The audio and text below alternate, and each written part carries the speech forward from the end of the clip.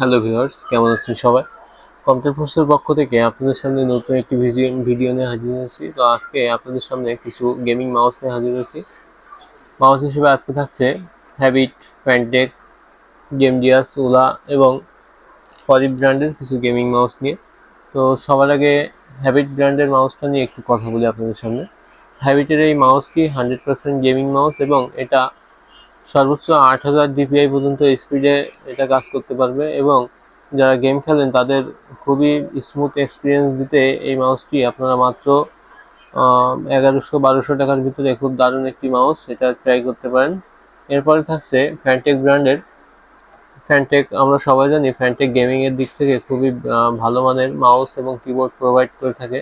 তো এই মাউসটি মোটামুটি 3600 পর্যন্ত ডিভাইড দিবে এবং এর কালার অ্যাকুরেসি এবং এর RGB যে স্টিকটা রয়েছে দেখতে খুবই সুন্দর এবং 100% জেনুইন প্রোডাক্ট। 1 বছর অফিসিয়াল ওয়ারেন্টি সহ আমাদের কাছে পেয়ে যাচ্ছেন মাত্র 1250 টাকায়। তো এছাড়া আরও থাকছে ফ্যানটেক ব্র্যান্ডের আরেকটি মাউস, যেটা 2400 DPI এবং 1 বছর অফিসিয়াল ওয়ারেন্টি সহ ভালো মানের গেমিং এক্সপিরিয়েন্স নিতে এই মাউসটি দেখতে পারেন মাত্র 750 টাকায়। তো এর সঙ্গে আরও থাকছে গেমডিয়াসের একটি মাউস, যেটা 3600 পর্যন্ত ডিপিআই স্পিড দিবে এবং আপনাদের গেমিং এক্সপিরিয়েন্স খুব ভালো স্মুথনেস গেমিং এক্সপিরিয়েন্স দিবে, যেটা ওয়ারেন্টি 1 বছর ওয়ারেন্টি সহ আমাদের কাছে পেয়ে যাচ্ছেন।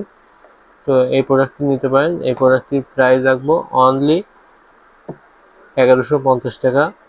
তো এর পরে আরও থাকছে একটি হোয়াইট মাউস, যেটা উলা ব্র্যান্ডের।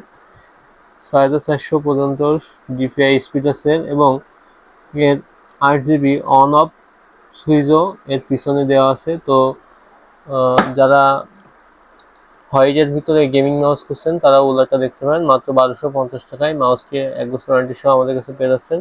আর যারা 400-500 টাকার ভিতরে গেমিং মাউস খুঁজছেন তারা ফরিব ব্র্যান্ডের এই মাউসটি দেখতে পারেন। এটা মোটামুটি অল্প টাকার ভিতরে একটি গেমিং মাউস, যেটা দিয়ে মোটামুটি আপনারা ছোটোখাটো গেম খেলতে পারবেন এবং প্রত্যেকটা প্রোডাক্টই 1 বছর ওয়ারেন্টি সহ আমাদের কাছে নিতে পারেন। আমাদের ঠিকানা কম্পিউটার ফোর্স, সিটি প্লাজা, 3য় তলা, যশোর।